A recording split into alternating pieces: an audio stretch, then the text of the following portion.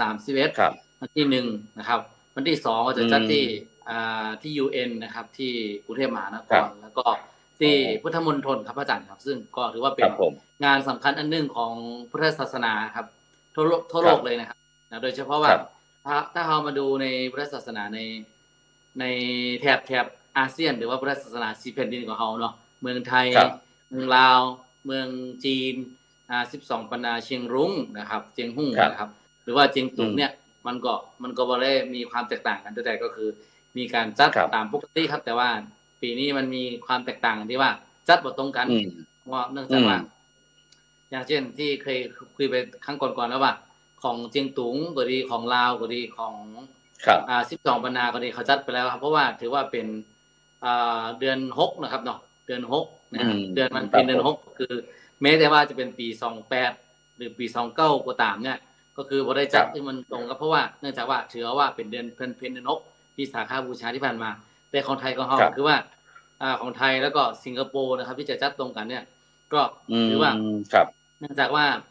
เป็นเดือนปีที่กามามี28 2 หนหรือว่า9 2 หนเนี่ยก็คือเลื่อนมาเป็น1เดือนนะครับก็เป็นเดือนวันที่3มิถุนายนตรงนี้นะครับครับผมวันวิสาขบูชาก็พระอาจารย์ครับวันวิสาขบูชาคือวันอย่างอาจารย์ครับสอบถามดูเพื่อเป็นการที่ว่า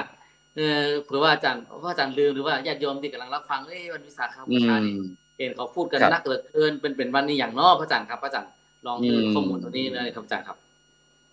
วันวิสาขบูชานี่ก็เป็นวันพระพุทธเจ้าเนาะที่เป็นได้ครบทุกสิ่งทุกอย่างบอกตั้งแต่เกิดเจ็บตายที่เกี่ยวกับพระพุทธเจ้าโดยตรงนะครับซึ่งอันความจริงเราโดยเฉพาะประเพณีบอกว่าจะเป็นวันประสูตินะครับเนาะตรัสรู้แล้วก็ปรินิพพานแล้วก็แสดงอย่างธรรมจักรธรรมจักรกับปวัตตนสูตรถือว่าเป็นธรรมกัดแรกนะครับเนาะ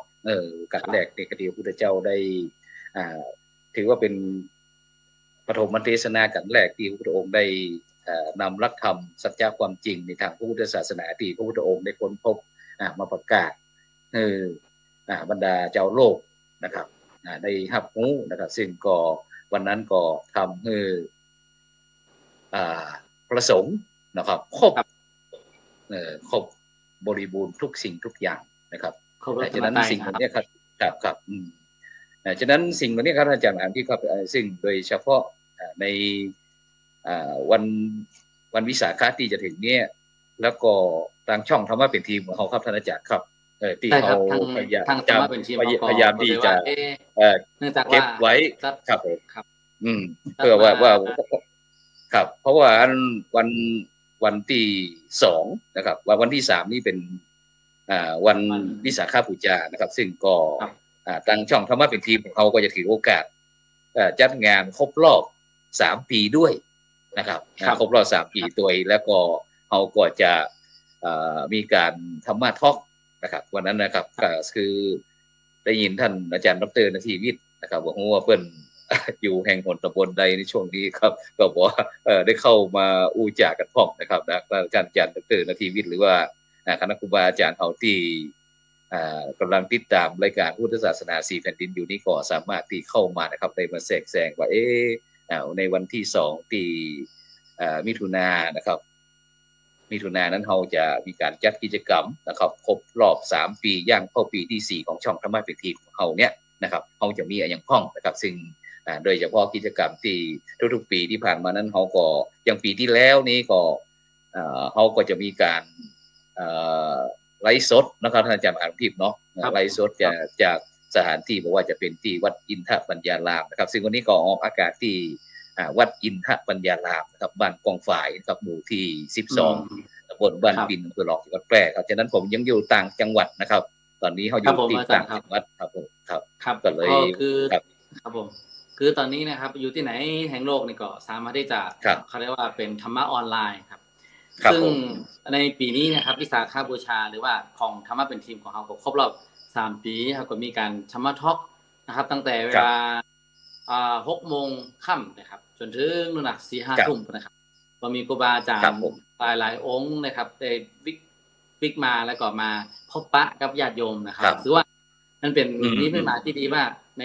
ขณะที่เราเนี่ยอยู่ณแห่งหนใดนะครับเราจะอยู่ยุโรปอเมริกาอยู่เอเชียต่างๆก็สามารถที่จะเผยแพร่ธรรมะของพระพุทธเจ้าได้พระพุทธเจ้าก็คือว่าอากาลิโก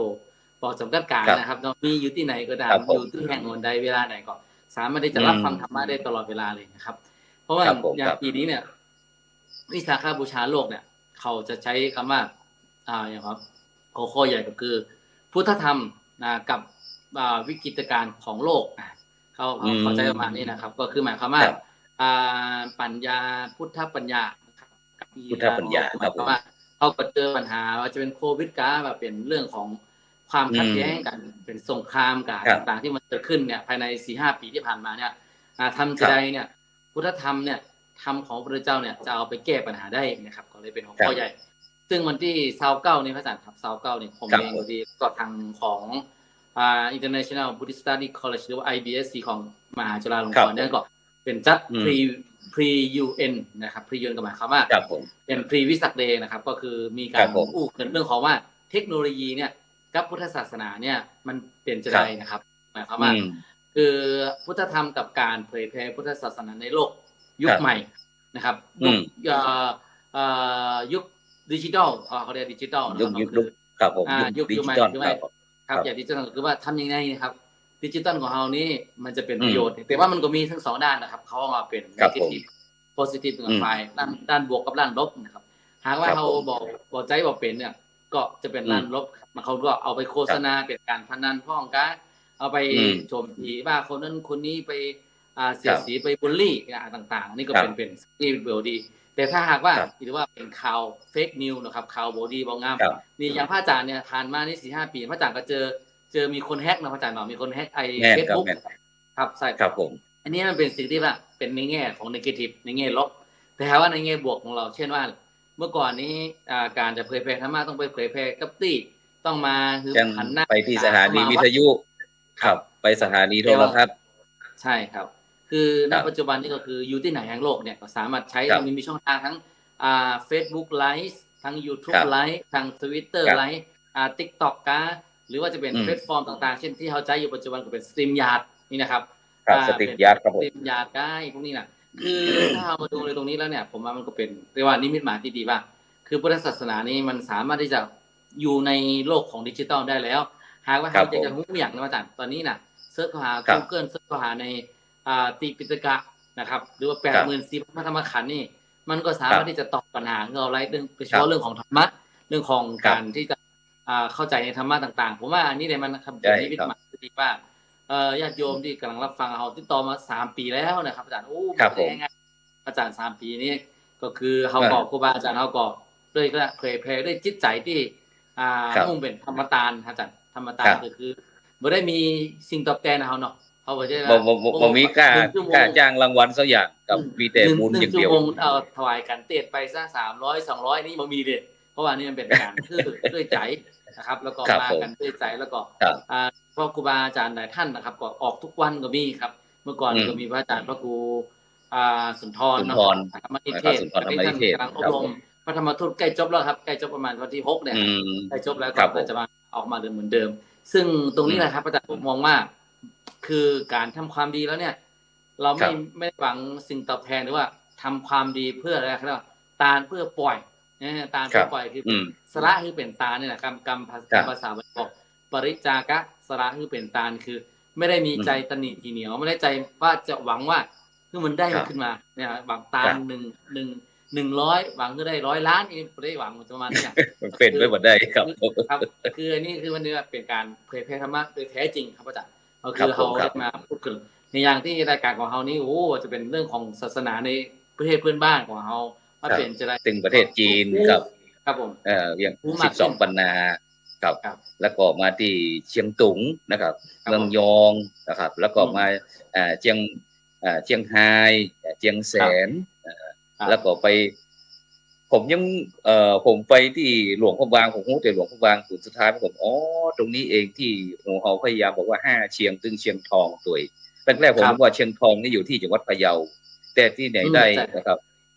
หัวใจเลยนะครับฉะนั้นก็ สิ่งเหล่านี้ทำให้เราได้หันโลกกว้างนักยิ่งขึ้นนะครับอาจารย์ครับอย่างที่ท่านอาจารย์มหาบอกว่าการใช้สื่อเทคโนโลยีต่างๆอย่างที่ทุกๆวันทุกวันวันนี้เราก็พยายามตั้งช่องทำมาเป็นทีมเราก็พยายามที่บอกว่าจะเป็นรายการสังฆพัฒนาเพื่อประชาชนนี่เขาก็จะกราบนิมนต์ตึงพระธรรมทูตสายต่างประเทศในประเทศต่างประเทศแล้วก็คณะสงฆ์ตึงภาคเหนือภาคใต้ภาคกลางภาคอีสานต่างซึ่งแล้วก็นอกจากนั้นก็ยังพระในประเทศไทยเขาตัวอย่างโดยเฉพาะทางภาคเหนือเขาพระสงฆ์นักพัฒนาภาคเหนือเขาเนี่ยเขาจะค้นเจอเพชรเม็ดงามเยอะมากๆนะครับซึ่งคณะครูบาอาจารย์เขาก็ยินดีได้ถ่ายทอดประสบการณ์ต่างๆนะครับที่ผ่านทางช่องทางของเขาเพื่อที่จะให้บรรดาพี่น้องพุทธศาสนิกชนนะครับได้รู้ได้หันนะครับได้ฟังได้ยินได้ฟังว่าในยุคดิจิตอลหรือว่าในยุค 5G 4G 5G ที่อาจารย์มหาท่านอาจารย์ดร.มหาวิทยาลัยได้อู้เนี่ยคือเราสามารถที่เราจะอยู่แห่งหนตำบลไหนก็ได้อยู่มุมไหนของโลกก็ได้แล้วเขาก็ได้มาเป็นกำลังใจให้กันและกันที่เขากราบนิมนต์พระครูบาอาจารย์มานี่บ่ได้เอามาอวดเอามาคุยเอามาโฆษณาอย่างต่างบ่แม่นแต่เราอยากคือหันว่าพระพุทธศาสนาที่นักบวชในทางพุทธศาสนาบอกว่าพุทธบริษัท4เขาเนี่ยที่ทำคุณงามความดีทั้งทางตรงทางอ้อมบอกว่าด้านใดด้านหนึ่งอย่างที่อาจารย์บอกว่าแม้แต่สลึงหนึ่งบาทหนึ่งก็บอกเคยมีเพราะว่าหมู่เฮานี่ก็จะเป็นมีคณะศรัทธาญาติโยมพวกเนาะที่ได้ร่วมบริจาคที่พอได้ยินทางคณะครูบาอาจารย์เขาประชาสัมพันธ์ว่าใครที่อยากจะร่วมบริจาคก็เชิญเข้าสนับสนุนจ้องทำมาเป็นทีมเขาซึ่งก็มันก็สามารถถ้าอู้ถึงเรื่องค่าใช้จ่ายนี่ถ้าช่องถ้ามาเป็นทีมท่านอาจารย์มหาวิทยาลัยของนี่ประมาณปีหนึ่งรับประมาณสักแต่หนึ่งใกล้เขาครับก็ปีหนึ่งในการใช้จ่ายเกี่ยวกับแค่ว่าค่าที่เราใช้ออนไลน์ลดทุกวันเนี่ยปีหนึ่งก็ตกประมาณ 16,000 ครับอาจารย์16,000 บาทครับผมแต่ถ้าเขาใจไปบอกว่าจะเป็นตึงประเทศจีนประเทศตั้งฉานตั้งเชียงตุงเจียงเมืองยองตึง12 ปันนาตึงเวียดนามตึงลาวนะครับแล้วก็ประเทศไทยเขาใจเนี่ยอาจารย์ครับปีนึงนะครับ 16,000 บาทแต่ลองสมมุติว่าถ้าผมกับท่านอาจารย์มหาวิทยาลัยที่ไปแอลหลวงบางรอบวันแค่บ่กี่วันก็อาจารย์แค่10,000 กว่าบาทนี่นะฉะนั้นเนี่ยผมเคยอู้กับคณะครูบาอาจารย์ว่าแม้กระทั่งคณะสงฆ์ของเขาก็เช่นเดียวกันว่า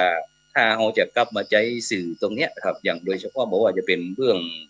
ซูมกาหรือว่าอย่างต่างๆเนี่ยเรามาใจเนี่ยถ้าความจริงนี่ถ้าคณะสงฆ์เขาจัดการประชุมนี่ถ้าประจำเดือนนี้เนาะปีนึงมี12 เดือนถ้าเดือนนึงเขาใจเดินทางไปยกตัวอย่างคล้ายก็จังหวัดเชียงใหม่อ่ะเขาจัดประชุมทุกเดือนนี่นะแล้วก็หมุนเวียนกันไปเนี่ยอำเภอละยังบ่มี 50,000 กับ 50,000 บาทต่อเดือนเขาตึงว่าตึงกะน้ำมันกะรถกะคนขับกะอาหารการกินสถานที่ต่างๆนะครับท่านอาจารย์ครับถ้า 50,000 นี่ถ้า12 เดือนก็เป็นอะไรท่านอาจารย์ครับก็เป็นได้แล้วครับได้ประมาณ 500,000 แสนเด้อ 600,000แล้วครับอาจารย์ 600,000แล้วแต่เขาใจแค่เขาถ้าเขาใจระบบอินเทอร์เน็ตหรือว่าต่างๆเข้ามาอาจารย์ใจถึงผมตีไปเลย 10,000 ออกปีนึงครับก็คือถ้าสมมุติว่าถ้าเป็นซูมเนี่ยซูมนี่ที่จริงรายปีนี่มันประมาณ 6,000 บ่ได้เข้าใจครับ 6,000 7,000 แม่นครับแม่นแต่นี่เขาตีขึ้นไปเลย 10,000ครับมันก็จะประหยัดก็เอางบประมาณนั้นครับงบประมาณตรงนั้นมาแล้วเพราะว่าบางทีก็อาจารย์ก็คือปีนึงหรือว่าเป็นรายเรียกว่า6 เดือนหรออาจารย์เพราะว่าถ้าเราเจอกันเลยเนี่ยกลัวมันจะห่างเหินกันเนาะพี่น้องเข้าหากันจะห่างเหินก็คือสมมุติปีนึงเนี่ยที่มันประชุมเคลื่อนที่หรือว่าประชุมสัญจรแล้วก็ใช้งบประมาณเป็นนักเนี่ยผมว่าน่ะสมมุติว่าปีนึงเราก็เอาสัก2 ครั้งนะครับเอาปีนี้เนี่ยเอาอำเภอนี้อำเภอเมืองเนาะครับก็อำเภอใหญ่หน่อยนอกหน่อยครับเป็น2ตีนะเพื่อที่จะเป็นการประหยัดงบประมาณแล้วก็เอางบประมาณตรงนั้นน่ะมาใช้อย่างอื่นเพื่อที่จะเป็นประโยชน์ต่อไปนี่ก็จะดีครับอาจารย์ครับครับผมซึ่งโดยเฉพาะอย่างคณะครูบาอาจารย์เขาบอกว่าจะเป็นโดยเฉพาะนอกจากที่เขาทำงานนอกจากนั้นจะมีโครงการวัดประชารัฐสร้างสุขนะครับที่มาออกรายการเขานะแล้วก็หมู่บ้านรักษาศีล 5แล้วก็งานสาธารณสงเคราะห์ต่างๆครับซึ่งเขาจะค้นเจอเพชรงานต่างๆบอกว่าจะเป็นที่พระสงฆ์ที่ ที่ช่วยหน่วยกู้ชีพกู้ภัยต่างๆนะครับท่านอาจารย์ครับกู้ภัยรักษาพยาบาลเศรษฐกิจพอเพียงพ่องแล้วก็โคกหนองนาพ่องอย่างกีวัฒน์อย่างที่เอาได้ค้นเพชรอันเม็ดเบลเลอร์นะครับที่ในวงการของคณะสงฆ์ไทยเขาทั้งที่ทั้งขมก็อยู่ที่เชียงใหม่ท่านอาจารย์มหาดวงทิพย์ก็อยู่ที่อยุธยาแต่เฮาใจสื่อแล้วเนี่ยครับเอาไปค้นหาเพชรเม็ดงามโดยคณะครูบาอาจารย์ก็บ่ต้องเดินมาหาที่จ้องของเขาเพียงเขาส่งลิงก์เข้าไปนะครับคณะครูบาอาจารย์เขาก็อยู่ก็สถานที่อย่างวันนี้ก็เช่นเดียวกันอย่างที่ก่อนตอนนี้ผมก็ได้แชร์นะครับแชร์เข้าไปทางFacebook ทาง YouTube เนาะแล้วก็ส่งไปทาง LINE ด้วยส่งเข้า LINE สามารถกดดู LINE พร้อมสดๆร้อนๆที่เลยครับอาจารย์ครับเนาะครับผมนั่นแหละครับแล้วทีนี้นะครับอาจารย์ครับคือที่จริงแล้วเนี่ยของเราเนี่ยยังมีแปลนนะอาจารย์เนาะตอนนี้นะที่จริงแล้วก็คือมีแปลนแบบช่วงแบบว่าช่วงนี้มันเป็นฤดูฝนนะครับเรามีแปลนว่าเราจะไปเหมือนกับว่าไปทัศนศึกษาเอาญาติโยมของช่องของเขาเนี่ยที่ติดตาม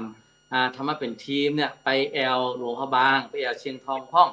นะอาจารย์นะไปแอลเชียงลุงพ่องอาจารย์มันจะจัดนะแอลเชียงลุงพ่อง12 วันนานะครับแล้วก็ไปแอลเจียงตุงครับอาจารย์ก็เป็นคือเฮาอาจจะรู้ว่าโอ้ยเจียงตุงเนี่ยผมพูดบ้างพระอาจารย์บรเชษฐ์พูดว่าเจียงตุงเมืองยองนี่เป็นจ้านจีแต่ว่ามันบ่ได้ไปกับตาอาจารย์มันบ่ได้รสชาติมันต้องไปสัมผัสบรรยากาศจริงๆอย่างที่อันผมที่ตามนะครับอันก่อนที่จะเข้าพรรษาในประมาณวันที่23ครับ23 24เนี่ยครับแล้วก็ถึงวันที่หรือว่า27 28 29ประมาณ 3-4 วันนี้ครับที่จะไปเจียงตุงพวกนี้แหละครับมิถุนายนใช่มั้ยครับหรือกรกฎาคมครับกรกฎาคมก่อนเข้าพรรษาแล้วก็เฮากลับมาวันที่30กรกฎาคมเฮากลับวันที่30ครับซึ่งก็จะนำนิสิตป.เอกของมจร.วิเขตเชียงใหม่ไปต้อนรับปัทยาครับครับปัทยาครับปัทยาแล้วเขาก็จะดูแลเกี่ยวกับเรื่องภูมิปัญญาแผนไทยครับที่ของเชียงตุงเท่านั้นนะครับแพทย์แผนไทยครับจะเข้าไปครับซึ่งได้สนทนาเบื้องต้นกับท่านอาจารย์ดร.วิสิทธิ์จิตวิสิทธิ์โทนะครับที่เพิ่นก็มีความปรารถนาดีที่อยากจะหรือว่าเฮามีความสัมพันธ์ที่ดีต่อกันนะถึงว่าคือพี่น้องที่ใกล้ชิดมากที่สุดนะครับบ่ต้องหลายท่านก็ว่าเวลาเอาไปตั้งพม่าหรือว่าฉานเขาเนี่ยจะต้องหาไกด์ก็หาซื้ออย่างที่อย่างมันต้องว่าแฝก็อีกนะคนไทยเขาจะมีปัญหาแบบนี้แต่จากกับเวลาไปไหนนี่คือมีคนถามมาทั้งเรื่องนี้นะครับครับผมมีคนถามมาว่าแล้วไปเชียงตุงนี่มันดีกว่าก็น่ากลัวก็ปลอดภัยกว่าอีกนะครับก็คือถามว่าปัจจุบันนะครับก็มีถ้าเป็นมันโดยเฉพาะวันศุกร์เสาร์อาทิตย์เนี่ยก็จะมีคณะไทยเนี่ยไปเรื่อยๆครับจากคณะลำพูนลำปางหรือว่าจากเชียงใหม่กรุงเทพมหานครเป็นต้นนะครับก็จะไปกันนักอยู่ครับแล้วทีนี้เนี่ยการไปเนี่ยคือมันก็จะมี2ระบบอย่างที่ว่าคือถ้าเฮาไปเนี่ยถ้าเฮาบ่ใช้วีซ่านะครับก็ต้องใช้ไกด์แล้วก็มันใช้ไกด์นี่บ่ได้มาแปลให้ฟังหรอกใช้ไกด์ในการทำเนินให้ความสะดวกเช่นว่าไปตรงนี้แนะนำสถานที่พ่องแล้วก็คือเหมือนกับว่าคืออำนวยความสะดวกในการเข้าไปนอนกันค่ะไปพักโรงแรมไปสถานที่ต่างเพราะว่าคือพม่าเนี่ยมันมีความปลอดภัยอยู่แล้วแต่ว่าเขาก็เป็นการป้องกันไว้ก่อนว่าถ้าเขาไปแอลนี่ต้องแจ้งเขาว่าวันนี้เนี่ยเขาจะไปแอลในห้องนี่นะอาจารย์ครับผมแล้วก็ทีนี้เนี่ยในการที่ว่าเพราะว่าปกติแล้วมันคือเขาสื่อสารกันมันเข้าใจกันได้ครับบ้านปีเมืองน้องเจียงตุงเจียงหุ่งเจียงทองนี่คือบ่ต้องมีไกด์บ่ต้องบ่ต้องการล่ามแปลหรอกครับมันแค่ว่ามีคนอธิบายให้ฟังนะครับอาจารย์แต่เขาปฏิบัติตามกฎเกณฑ์ของประเทศบ่ได้ที่เพิ่นปกครองนั่นนะเพิ่นปกครองเฮาเพิ่นก็จะได้เฮาก็ต้องปฏิบัติตามเพิ่นก็คือเพื่อที่ความสบายใจของทุกฝ่ายแต่ความจริงก็บ่มีหยังนะครับซึ่งโดยเฉพาะอย่างที่เฮาได้อู้กี้ว่าอันพระพุทธศาสนาที่ทั่วโลกเนี่ยซึ่งแต่ก่อนนี้ยังผมอยู่เมืองแปร่เนาะผมก็ได้อู้กับคณะสัตยาญาติโยมว่าสมัยก่อนเนี่ยเฮาว่าเมืองแปร่นี้ทำไม้ทำอย่างต่างๆเก่งมีทั้งอุปกรณ์เครื่องไม้เครื่องมือต่างๆเฮาก็โยกจ้องว่าเมืองแปร่ ว่าทำให้เก่งแต่ในปัจจุบันนี้พอมี YouTube อย่างขึ้นมาครับอาจารย์เขาบอกว่าจะเป็นมาเลเซียสิงคโปร์อินโดนีเซียต่างๆโอ้นี่เพิ่งก็ทำไหมเหมือนกันนี่ยิ่งฝรั่งอังค่านี่ครับอังกฤษอย่างต่างๆนี่นะสหรัฐอย่างต่างๆเพิ่นมีเทคโนโลยีอย่างต่างๆโอ้ถ้ามันทำเอาว่าแต่ก่อนเขาหลงว่าเมืองแฝงเขานี่เก่งที่สุดนะหันอย่างทุกสิ่งอย่างแต่ในปัจจุบันเขาต้องรีบไปเอาเทคโนโลยีนั้นเข้ามาประยุกต์ใช้เลยนะท่านอาจารย์ครับทำให้เขาประหยัดทำให้เขาประหยัดทั้งเวลาประหยัดทั้งเงินประหยัดทั้งเรื่องสิ่งของอย่างต่างๆนะครับทำให้เขาได้ประโยชน์จากธรรมชาตินักยิ่งขึ้นก็ท่านอาจารย์สมัยก่อนเขานี่ถ้ามีป่าไม้เนี่ยถ้าเขาจองพื้นที่นะจะต้องเผาทิ้งหมด เพื่อที่จะบอกว่ามันมีสิ่งที่ผิดกฎหมายอย่างไม้เถื่อนเป็นไม้ที่ทางภาครัฐเปิดคาดไว้ว่าทำลายป่าเพื่อจะจับปรับไหมต่างๆแต่ในปัจจุบันนี้โอ้ยสบายเลยครับท่านอาจารย์ครับฉะนั้นเลยว่าในช่วงวันนั้นก็เคยคิดกับท่านอาจารย์ปุโรวิทย์แต่เนื่องจากที่ในช่วงนี้มันเปลี่ยนผ่านเนาะมันสมัยก่อนเขาก็นึกว่าโลกมันจะเปลี่ยนแปลงขนาดนี้เพราะว่าพอมาเจอโควิด3 ปี 4 ปีที่มาเนี่ยครับอาจารย์ครับซึ่งผมก็บอกเคยเข้าไปเงียบเชียงตุงเลยแต่เขาใกล้ชิดเดี๋ยวที่เป็นโควิดก่อนเพราะอย่างพ่อเขาติดตามยูทูบเบอร์ของพี่น้องคนหนุ่มคนสาวจากเชียงตุงยังบอกว่าที่ครั้งหนึ่งน้องแป้งก็เคยมาออกรายการของเขาด้วยคือว่าเป็นยูทูบเบอร์เบอร์ 1ของเชียงตุงของเขาซึ่งตรงนี้มันทำให้เขาหันว่าโอ้ทุกคนนี้มีความรู้ความสามารถโดยเฉพาะก่อนเชียงตุงของเขาคนจะบอกรู้จักแต่ในปัจจุบันนี้อาจารย์หันแล้วเป็นจะได้ว่างหันละเล็กละอ่อนที่ลูกหลานคนหนุ่มคนสาวเขาได้ผลิตผลงานต่างๆออกมาเพราะว่าจะเป็นเรื่องเกี่ยวข้าวปลูกนาไถนาทำอาหารการกินการรับการนอนการอะไรต่างๆเนี่ยทำให้เขาหันแล้วโอ้มันก็ไม่ได้แตกต่างนะซึ่งตรงนี้คือเป็นผลดีของโซเชียลในปัจจุบันนี้ฉะนั้นเนี่ยท่านอาจารย์ก็อย่างที่ถ้าอู้ง่ายนะครับอย่างในฐานะที่เป็นเจ้าอาวาสวัดจอบคำหลวงจอบคำหมดด้วยนะครับถ้าผมถามว่าอันที่จอบคำมันมีอย่างดีก็ท่านอาจารย์ครับคือพระธาตุหลวงจอบคำตรงนี้นะครับถ้าเป็นเรื่องของวัดนะครับในเรื่องของศาสนาจักรก่อนศาสนาจักรเนี่ยวัดพระธาตุหลวงจอบคำนี้เป็นพระธาตุที่คู่บ้านคู่เมืองของเมืองเชียงตุงหรือว่าเป็น1 ใน 3 จอมคำขวัญของเชียงตุงจะมีไว้ว่า3 จอม 7 เจียง 12 ประตูเวียง 9 หนองเมือง100 วัดนี่นะครับเนาะคืออันนี้คือถ้าหากว่าเรามาดูตรงนี้แล้วถ้าหากว่าไปเชียงตุงแล้วบอกไปถึงที่พระธาตุหลวงจอมคำก็หมายความว่าดังยังบ่ถึงจอมเชียงตุงเพราะว่าเหมือนกับว่าเวลาเราจะมาเชียงใหม่นี่นะถ้ายังบ่ถึงพระธาตุสุเทพนะครับอาจารย์น้องก็ยังฮ้องว่าบ่ถึงเชียงใหม่อันนี้ก็คือกันครับถ้าเราไปถึงที่พระธาตุหลวงจอมคำก็คือบ่ถึงเชียงตุงเพราะว่าพระธาตุหลวงจอมคำตัวนี้ถ้าเราดูอายุของมันนะครับพระเจดีย์ตรงนี้เนี่ยมันมีอายุประมาณ 2,000 ปีอาจารย์ครับ2,000 ปีคือตามบอกว่าคือมันสร้างมาตั้งแต่ปีพ.ศ. 157ครับผมครับหลังสังคายนาเนาะครับผมหลังสังคายนาครั้งที่1ครับผมเป็นพระราคือมันมากับสมัยนะครับสมัยตอนที่300 ปีเนาะประมาณไอ้นั่นแหละที่เขาส่งพระโสนาอุตระมานะครับจริงก่อนนั้นเลยซ้ำไปนะครับแล้วทีนี้เนี่ย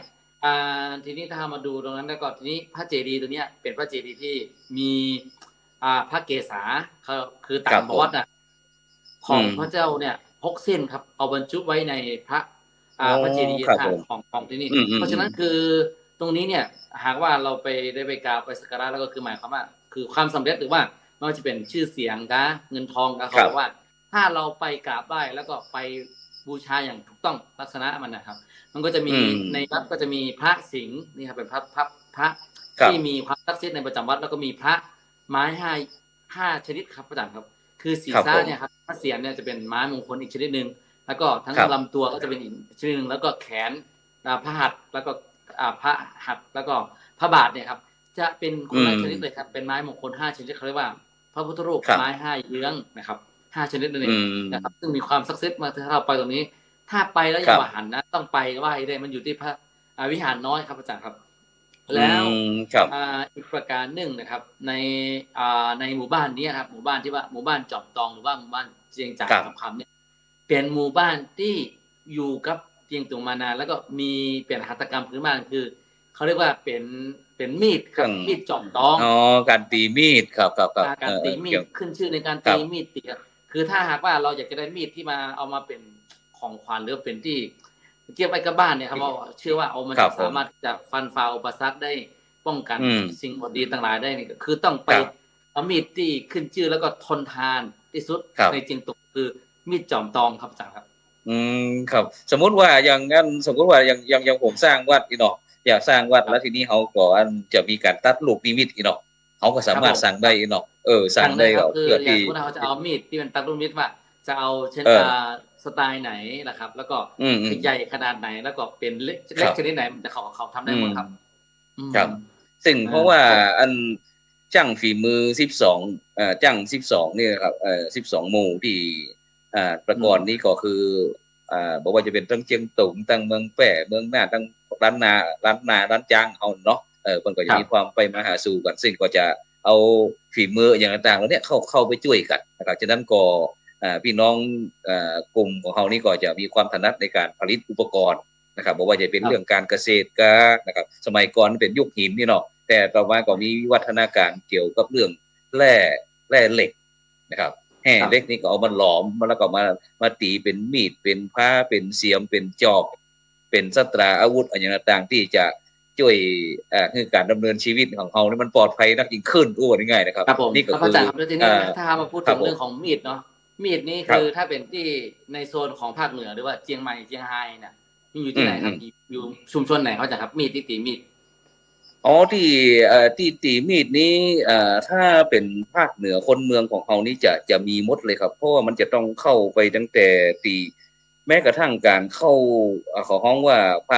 ยานพาหนะแต่ก่อนนี่ล้อเกวียนเนี่ยครับอาจารย์ครับการล้อการทำล้อรางเกวียนนี่ก็ต้องเข้าตีนล้ออย่างนี้ครับใช้เล็กอย่างเข้ามาซึ่งถ้ามาเปรียบเทียบเมื่อ50 ปีก่อนมาถึงปัจจุบันนี้ระหว่างคนที่หรือพวกแม่อุ้ยหรือว่าครอบครัวไหนที่มีล้อมีควายก็เหมือนกับว่ามีรถเก๋งรถวอลโว่อย่างต่างๆคือว่าเป็นคนรวยอะครับในปัจจุบันนี่นะถ้าเทียบกับสมัยก่อนแต่ฉะนั้นอุปกรณ์เราเนี้ยจึงมีความจำเป็นมากครับฉะนั้นก็ผมก็ยังคิดว่าจะทำเป็นพิพิธภัณฑ์ชุมชนหมู่บ้านพิพิธภัณฑ์ของหมู่บ้านในการที่เขาจะเก็บเครื่องไม้เครื่องมือตั้งแต่บอกว่าจะเป็นแป้นตีเข้าพัดตึงหวีตึงกันลาอย่างต่างๆนี่ก็จะไว้คือตั้งอนุชนคนรุ่นหลังได้ดูเพราะว่าผมจะหันเดี๋ยวนี้อย่างที่เจียงตุงเขาสมัยก่อนนี่เขาใช้เกี่ยวเนาะเกี่ยวเข้าเนาะแต่ในปัจจุบันผมรู้สึกว่ามันอย่างอาจจะอยู่ใกล้กับพี่น้องตั้งจีนครับเครื่องมดนะครับใช้เครื่องแล้วยังบอกพอนี่ใช้เครื่องตัดหญ้าเขาท่านจากเครื่องตัดหญ้าที่เพิ่นใช้ตัดเข้าเลยอ่ะครับผมก็อย่างที่ว่าคือเชียงตุงเนี่ยมันจะมีจ่ายหลายหมู่บ้านที่มันเป็นเกี่ยวกับของว่าคือมันแล้วแต่ว่าหมู่บ้านไหนเนี่ยเขามีหัตถกรรมจะใดนะครับอย่างเช่นว่าถ้าเป็นเกี่ยวกับไม้สารเกี่ยวกับไม้สารที่จะใส่เป็นรับเข้าก็เป็นซ่าเข้านะครับน้องอาจารย์เนาะเป็นซ่าก้อยต่างๆเนี่ยก็คือจะต้องขึ้นชื่อก็คือเป็นหมู่บ้านยางเกียงนะครับอาจารย์ครับหมู่บ้านแม่นยางเกียงพวกไม้สารไม้ที่เป็นที่ว่าตลับเข้าใส่ข้าวเหนียวกันไอ้พวกนี้นะครับก็คือพวกนี้อุปกรณ์เครื่องไม้เครื่องมือเกี่ยวกับเรื่องใจจักเครื่องจักสานนี่เนาะเครื่องจักสานในเกี่ยวกับไม้เนี่ยจะเป็นของเขาเรียกว่าอย่างเกียงเนาะถ้าหากว่าถ้าเป็นเรื่องของอย่างมุดช่อตุงเป็นจ้อก็เป็นตุงไงที่เอาประกอบการวันสำคัญเนี่ยต้องไปหมู่บ้านเจียงคุมครับอาจารย์หมู่บ้านเจียงคุมคือในแต่ละหมู่บ้านก็จะมีเอกลักษณ์ของตัวเองแล้วก็มีอาชีพที่มันเป็นเครื่องขึ้นชื่อนะครับอาจารย์แต่สมมติว่าถ้ามาดูอย่างมุดเจียงใหม่เขาเองน่ะถ้ามาดูในแถบนี้นะครับเชียงใหม่นี่มันขึ้นชื่ออย่างสมมติว่าอย่างหลวงพ่อบางพระอาจารย์อย่างหลวงพ่อบางเองเนี่ยพระอาจารย์ไปมาแล้วเนี่ยพระอาจารย์คิดว่าหลวงพ่อบางเองเนี่ยครับไอ้ที่พระอาจารย์ไปแล้วประทับใจแล้วก็รู้สึกว่ามันเป็นเอกลักษณ์ของหลวงพ่อบางเลยพระอาจารย์ครับครับผมได้ไปนี้ผมก็จะหันนั่นเรื่องการใช้นี่สิ่งของอุปกรณ์สิ่งของการดำเนินชีวิตที่บ่แตกต่างกับเชียงตุง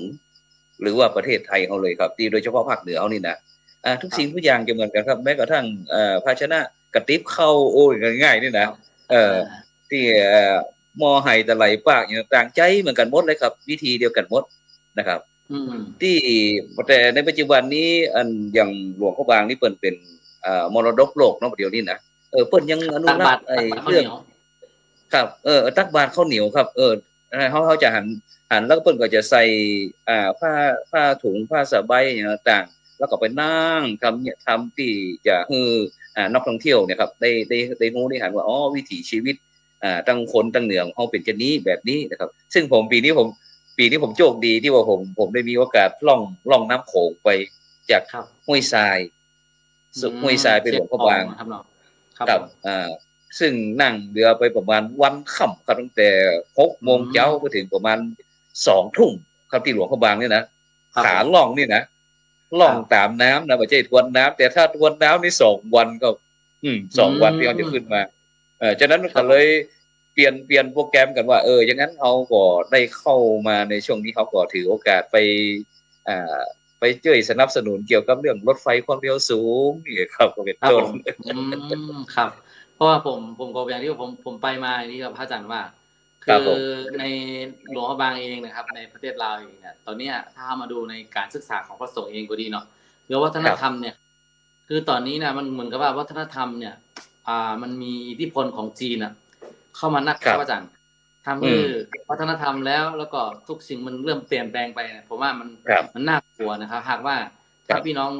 เจ้าหลวงพระบางหรือว่าพี่น้องเจ้าดาวเนี่ยบริรักษาไว้นะครับได้ดูแลให้ดีนะ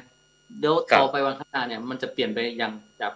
คือแค่ว่ามันเหมือน12 บรรณาครับอาจารย์ที่เขาไปแล้วเนี่ยไปเห็นว่าถ้าหากว่ามีงานมีการอย่างก่อน12 บรรณาเนี่ยเขาก็จะแต่งชุดวัฒนธรรมเนาะชุดไตชุดลื้อนี่เข้ามาฟ้อนเข้ามาว่าต่างๆแต่ว่าณปัจจุบันแล้วมันเริ่มเปลี่ยนแปลงไปชุดวัฒนธรรมก็จริงแต่ว่ามันเป็นชุดวัฒนธรรมที่อาจจะทันสมัยหน่อยครับมีอะไรว่ายกเอวสูงอย่างนี้นะอาจารย์เนาะเอวสูงเปิดห้องว่าประยุกต์ร่วมสมัยร่วมประยุกต์คนนะครับซึ่งโดยเฉพาะที่เขาจะสังเกตว่าความจริงเนี้ยแต่ละพี่น้องของเขาเนี่ยก็จะมีกลุ่มใครกลุ่มมันนะครับเนาะคนเมืองเหมือนกันแต่เขาจะมีกลุ่มอย่างที่พี่น้องไตขืนไตยองไตใหญ่แล้วก็นักหนาป้านมันอาจารย์เนาะแต่